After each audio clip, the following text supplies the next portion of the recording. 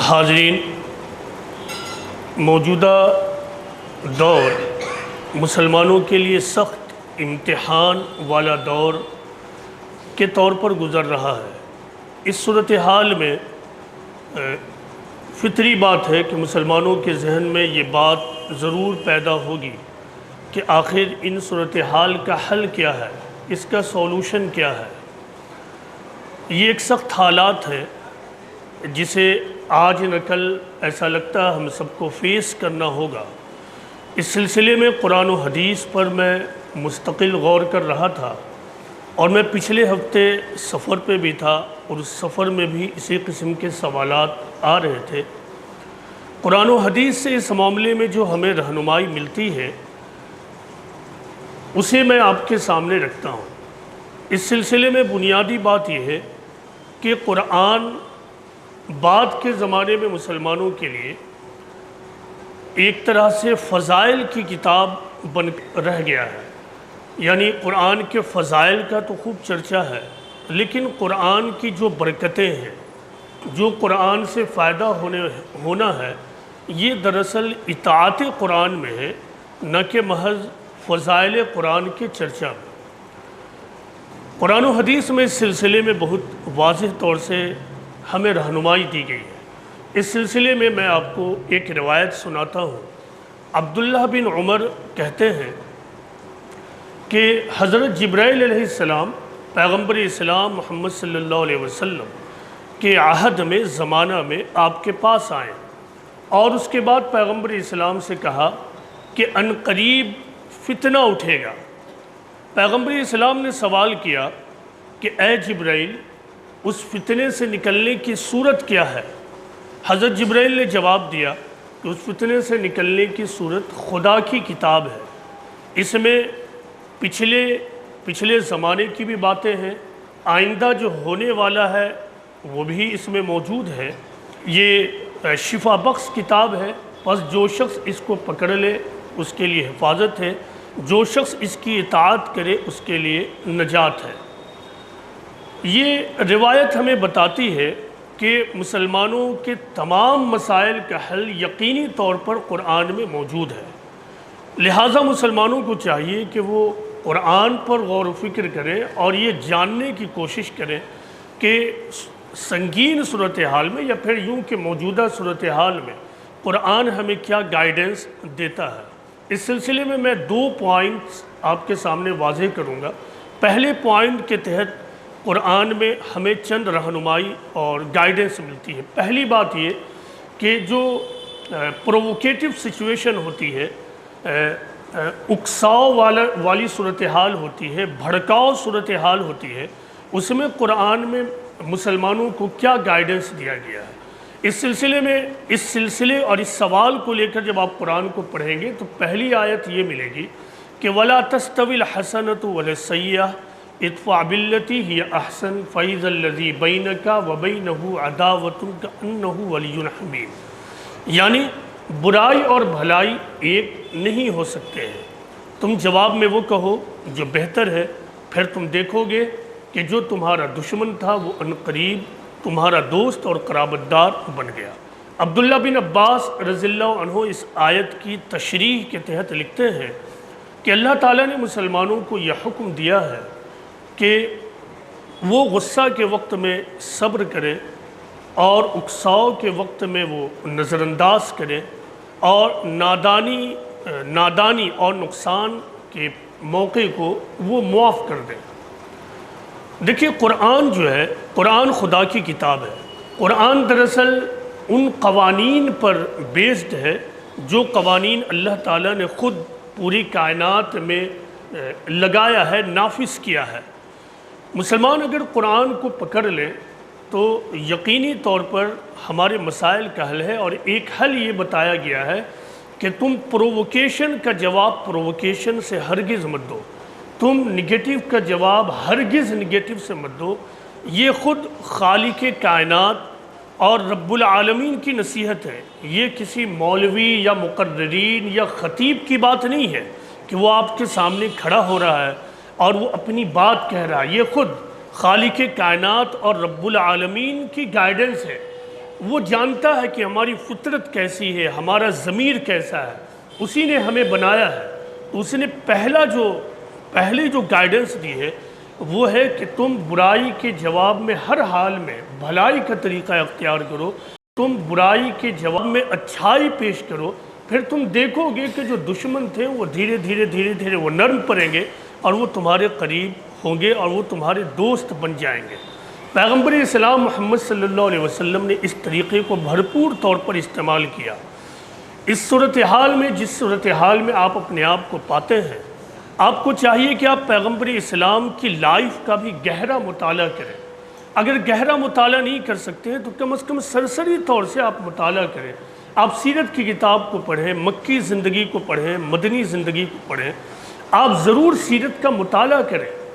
اگر آپ نہیں کریں گے، پڑھیں گے، تو آپ کو معلوم نہیں ہوگا کہ اللہ کے رسول، ہمارے پیغمبر، خدا کے آخری پیغمبر نے کون سا طریقہ اختیار کیا تھا.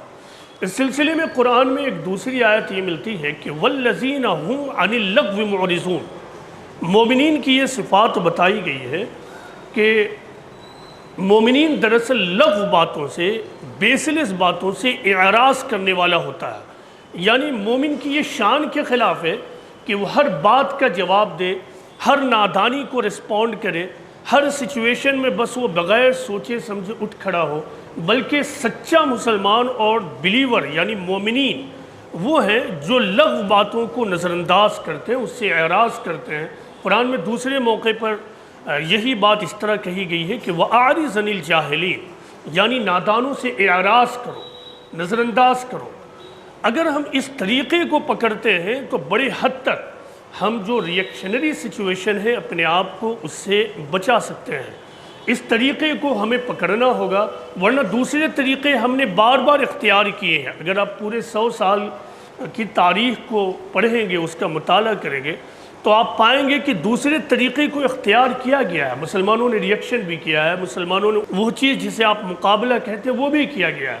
لیکن بار بار ہم یہ پاتے ہیں کہ اگر وہ طریقہ اختیار کیا جاتا ہے جو قرآن کے بالکل برخلاف ہے تو اس کا نقصان بھی اسی مقدار میں ہمیں فیس کرنا پڑتا. پھر لاکھوں اربوں کا نقصان مسلمانوں کا بار بار ہوا ہے. اور مجھے کہنے دیجئے، اصل مسئلہ یہ ہے کہ جو لوگ پرووکیشن کرنے والے ہیں ان کے ساتھ کئی دفعہ وہ لوگ بھی ہو جاتے ہیں جن کا مقابلہ آپ قانوناً نہیں کر سکتے ہیں.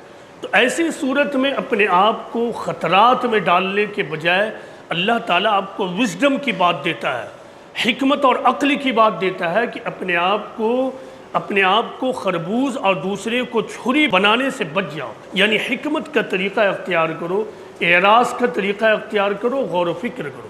پیغمبر اسلام محمد صلی اللہ علیہ وسلم کی سنت اس معاملے میں ایک یہ رہی ہے کہ آپ ہمیشہ حالات سے باخبر رہا کرتے تھے، اور اس معاملے میں آپ اپنے لوگوں کو چھوڑے ہوئے ہوتے تھے.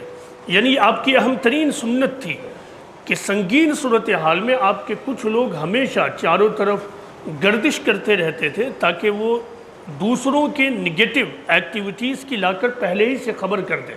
تو یہ بھی ایک اہم ترین سنت ہے جسے مسلمانوں کو استعمال کرنا چاہیے کہ آنے والی نگیٹیویٹی کی پہلے سے خبر ہو اور اس سلسلے میں زیادہ احتیاط اور حفاظت کا طریقہ اختیار کیا جا سکے. ایک صحابی رسول ہے جن کا نام ہے حضرت عمیر بن حبیب. یہ جب اپنے میجر ایج کو پہنچے یعنی سن بلوغت کو پہنچے تو وہ رسول اللہ صلی اللہ علیہ وسلم سے مل گئے تھے، یعنی آپ کی صحبت آپ کو مل گئی تھی. حضرت عمیر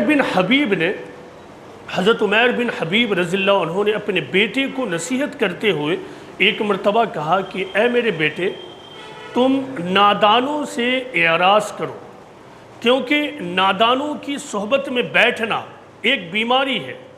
وہ اس شخص کو خوشی ملی جس نے نادانوں کی صحبت کو ترک کیا، اور اس شخص کو مصیبت ہاتھ آئی جس نے نادانوں کی صحبت کو اختیار کیا، وہ جو نادانوں کی صحبت میں بیٹھا.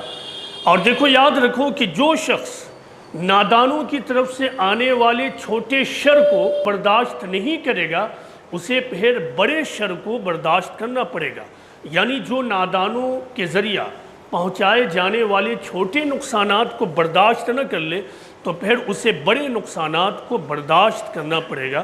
یہ حکمت کی باتیں ہیں، تم اسے پکڑ لو۔ انہوں نے اپنے بیٹے کو یہ نصیحت کی۔ اس نصیحت میں بھی غور کیجئے، حضرت عمیر بن حبیب نے ایک بڑی حکیمانہ بات کہی، اور وہ کیا ہے کہ سماج میں رہتے ہوئے، کسی ملک میں رہتے ہوئے بار بار ایسا ہوگا کہ تمہیں نقصانات کو فیس کرنا پڑے گا، ہارمفل سچویشن کو فیس کرنا پڑے گا۔ اس وقت تمہیں کیا کرنا چاہیے؟ اس وقت حکیمانہ طریقہ یہ ہے کہ عقل مندی کا ثبوت دیتے ہوئے چھوٹے نقصانات اور چھوٹے شر کو برداشت کر لیا جائے، تاکہ آدمی اپنے آپ کو، اپنے سماج کو بڑے شر سے اور بڑے پرابلم سے بچا سکے۔ یہ قرآنک حل ہے، یہ صحابہ کا طریقہ تھا۔ پیغمبر اسلام محمد صلی اللہ علیہ وسلم نے اپنی پوری زندگی انہی طریقوں پر عمل کیا تھا۔ آپ مکہ کی زندگی کو دیکھ لیں، مکہ کی زندگی میں بار بار آپ کو اکسایا گیا، بار بار آپ کو پرووک کیا گیا، لیکن آپ ہمیشہ پرووکیشن سے اپنے آپ کو بچاتے رہے، اور 13 سال تک یک طرفہ طور پر ہمدردی کے ساتھ اور پرامن طریقے کو اختیار کرتے ہوئے لوگوں کو خدا کا پیغام پہنچاتے رہے۔ یہ بات ہمیشہ یاد رکھیے کہ آپ کی حیثیت، یعنی آپ مسلمانوں کی حیثیت دوسری قوموں کی طرح نہیں ہے۔ آپ یہ غلطی ہرگز مت کیجئے کہ آپ اپنا تقابل اور آپ اپنا کمپیریزن دوسری قوموں سے کرنے لگے کہ وہ بھی تو ایسے ہیں، وہ اپنے معاملات کو اس طرح حل کرتے۔ یہ ہرگز مت کیجئے۔ اس کو سمجھنے کے لیے اور سمجھانے کے لیے میں نے پچھلے جمعہ میں ایک مثال دی تھی ڈیوٹی کی۔ مثال کے طور پر ایک شخص کہیں ڈیوٹی کرتا ہے، اس کی کچھ ذمہ داریاں ہیں، وہ ذمہ داریاں صبح 9 to 6 اور 7 اس کے اوپر آتی ہیں۔ اس درمیان اگر وہ شخص اپنی ڈیوٹی کو انجام نہ دے تو پھر جہاں وہ ڈیوٹی کرتا ہے، یعنی باس، اس سے سوال کرے گا، اس سے پوچھے گا۔ این اسی وقت، یعنی 9 to 6 اور 9 to 7 بہت سارے لوگ ہوں گے جو شاید پارک میں گھوم رہے ہوں گے، یا چوراہوں پر بیٹھ کر وہ مٹر گشتیاں کر رہے ہوں گے، خوش گپیاں لگاتے ہوں گے، ان سے کوئی سوال نہیں ہوگا۔ یہی معاملہ مسلم قوم اور دوسری قوموں کا ہے۔ آپ کو ہمیشہ کے لیے یاد رکھنا ہے کہ آپ خدا کی طرف سے ایک ڈیوٹی پر ہیں۔ اگر ڈیوٹی کی انجام دہی ہوگی تو اللہ کی مدد بھی ہوگی، ہمارے مسائل بھی حل ہوں گے، اور اگر ڈیوٹی کی انجام دہی نہیں ہوگی تو پوری تاریخ آپ کے سامنے ہے۔ قرآن اور سنت کو ایک سائڈ تھوڑی دیر کے لیے رکھ دیجئے، پوری تاریخ آپ کے سامنے ہے کہ مسلمانوں نے اپنی ڈیوٹی کو فراموش کیا، اللہ کا عذاب آیا، اللہ نے ملعون کیا، اور پھر ان کو سخت آزمائش میں ڈال دیا۔ لیکن جب ڈیوٹی کو اختیار کیا گیا تو پھر اللہ تعالیٰ کی مدد آئی اور اللہ تعالیٰ کی نصرت آئی۔ اور یہیں سے میں اب آپ کو دوسرے پوائنٹ بتاتا ہوں۔ پہلا پوائنٹ تھا کہ ہر حال میں اپنے آپ کو صبر و برداشت کے طریقے پر جمائے رکھنا ہے، اعراض کا طریقہ اختیار کرنا ہے، نوجوانوں کو پرووکیشن سے بچانا ہے، اور بچنا بھی ہے۔ یہاں جو نوجوان ہیں انہیں ہمیشہ سمجھنا ہے کہ پرووکیشن سے بچنا، اس طرح کی باتوں کو بالکل بھلا دیجئے۔ یہ سب احمقانہ باتیں ہیں کہ گیدڑ کی 1000 دن کی زندگی یا 100 دن کی زندگی سے بہتر ہے شیر کی 1 دن کی زندگی۔ یہ سب یہ بس ایک نعرے کی باتیں ہوتی ہے، اس میں نہ عقل ہے نہ حکمت ہے۔ جن لوگوں نے عقل کو استعمال کیا انہی کے لیے یہ دنیا ہے، جن لوگوں نے عقل کو استعمال نہیں کیا ان کے لیے یہ دنیا نہیں۔ اگر اس قسم کے فارمولے کو آپ ماننے لگے تو پھر آپ کو مکی زندگی پہ ڈاؤٹ ہونے لگے گا، آپ کو مدینہ کے ابتدائی 2 سالوں پہ ڈاؤٹ ہونے لگے گا، آپ کو پیغمبر اسلام محمد صلی اللہ علیہ وسلم کے کیے گئے صلح حدیبیہ کے واقعات پر ڈاؤٹ ہونے لگے گا، پیغمبر اسلام محمد صلی اللہ علیہ وسلم کی بتائی ہوئی حکیمانہ باتیں جو احادیث میں موجود ہیں اس میں آپ کو شک و شبہ ہونے لگے گا۔ ہمیشہ اگر آپ مسلمان ہونے کی حیثیت سے مسائل کا حل چاہتے ہیں تو آپ کا حل قرآن اور سنت میں ہے۔ بعد کے زمانے کے اقوال اور بہادر لوگ اور ملٹری لوگوں کے قول یا سلاطین کے قول اور اسٹیٹمنٹ ہمارے لیے کسی بھی درجے میں نمونہ کی حیثیت نہیں رکھتے ہیں، رہنمائی کی حیثیت نہیں رکھتے ہیں۔ ہمارے لیے جو نمونہ ہے وہ قرآن اور پیغمبر اسلام محمد صلی اللہ علیہ وسلم کی سنت اور آپ کا فرمان ہے۔ کوئی تیسری چیز اس معاملے میں ہمارے لیے بدل نہیں بن سکتی ہے۔ اب دوسرے پوائنٹ کو لیجئے، دیکھیں مسلمانوں کی حیثیت میں نے کہا کہ ایک ڈیوٹی پر کام کرنے والے انسان کی ہے اور ڈیوٹی پر کام کرنے والے گروپ کی ہے۔ مسلمانوں کی حیثیت اس دنیا میں داعی کی ہے۔ دال الف عین یہ داعی، داعی کا مطلب ہوتا ہے بلانے والا۔ کس چیز کی طرف بلانے والا؟ اللہ کی طرف بلانے والا۔ یہ مسلمانوں کی شرعی حیثیت ہے۔ مسلمانوں کے مقابلے میں جو دوسرے اقوام ہیں ان کی حیثیت مدعو کی ہے، میم دال عین و مدعو، یعنی وہ قومیں جن کو خدا کی طرف بلانا ہے۔ یہی مسلمانوں کی ڈیوٹی ہے۔ کوئی کسی آفس میں کام کرتے ہوئے ٹیچر ہوتا ہے، کوئی کہیں ڈاکٹر ہے، کوئی کمپاؤنڈر ہے، کوئی کسی کاؤنٹر پہ بیٹھ کر سیلس مین کا کام، یہ ڈیوٹیز ہیں۔ اسی طرح آپ مسلمانوں کی حیثیت مسلمان ہونے کے اعتبار سے، شرعی اعتبار سے وہ کیا ہے؟ آپ کا ٹائٹل داعی کا، آپ داعی ہیں اور دوسری قومیں مدعو ہیں۔ اب اللہ تعالیٰ نے یہ بتایا ہے کہ اگر مسلمان دعوت کے کام کو کرتے رہے تو خدا کی نصرت ان کے ساتھ ہوگی، اور مسلمان یہ کام نہ کرے تو پھر اللہ کی نصرت ان کے ساتھ نہیں ہوگی۔ یہ قرآن میں اتنا زیادہ واضح ہے کہ جس شخص کو اس بات پر یقین ہو، جس مسلمان کو اس بات پر یقین ہو کہ قرآن خدا کی کتاب ہے اور مسلمان ہونے کے لیے شرط ہے کہ ہمیں قرآن پر ایمان لانا ہے بغیر کسی شک و شبہ کے، تو اس کو جاننا چاہیے کہ مسلمانوں کو قرآن میں جو ڈیوٹی دی گئی ہے وہ دعوت اللہ کی ڈیوٹی دی گئی ہے، یعنی تمام انسانیت تک خدا کا پیغام پہنچانا، اور یہ ہر حال میں پہنچانا ہے۔ جب مسلمانوں نے اس ڈیوٹی کو پوری طرح اپنا لیا، آپ دیکھ لیجئے عربوں کو۔ عرب کیا تھے؟ ایک بدو تھے، ان سیولائزڈ قوم، ان کے پاس کچھ بھی نہیں تھا، کچھ بھی نہیں تھا۔ کئی ایک صحابی تو ایسے تھے جن کے پاس پہننے کے لیے کپڑے تک موجود نہیں تھے۔ یہی بدو قوم کو صرف اس لیے اللہ تعالیٰ نے وہ عظیم ترین بدلہ دیا کہ انہوں نے خدا اور اس کے رسول کے فرمان کو پورے دل و جان سے اپنا لیا تھا اور سب کچھ نچھاور کر دیا تھا بغیر سوچے اور سمجھے۔ اللہ اور اس کے رسول نے کہہ دیا تو بس اب ہمیں یہی کرنا ہے، نو اف نو بٹ۔ صحابہ نے جب اس درجے پر جا کر ایمان کا مظاہرہ کیا اور جب خدا کے پیغام کو لے کر اٹھے تمام انسانیت تک پہنچے تو پھر اللہ تعالیٰ نے ان کی مدد فرمائی، اور یہ مدد غزوہ بدر سے شروع ہو جاتی ہے۔ غزوہ بدر کی تاریخ کیا ہے؟ غزوہ بدر کی تاریخ یہ ہے کہ مسلمان پیغمبر اسلام کے ساتھ بمشکل 313 کی تعداد میں تھے، اور دشمنوں کی جو تعداد تھی وہ 1000 یا اس سے بھی زیادہ۔ غور کیجئے کہ اس وقت پیغمبر اسلام نے اللہ تعالیٰ کے سامنے ہاتھ اٹھا کر کیا دعا کی تھی؟ پیغمبر اسلام نے دعا کی تھی کہ اے رب العالمین، اگر یہ آج 313 لوگ مارے جائیں تو کل اس زمین پر تیرا کوئی نام لیوا نہیں بچے گا۔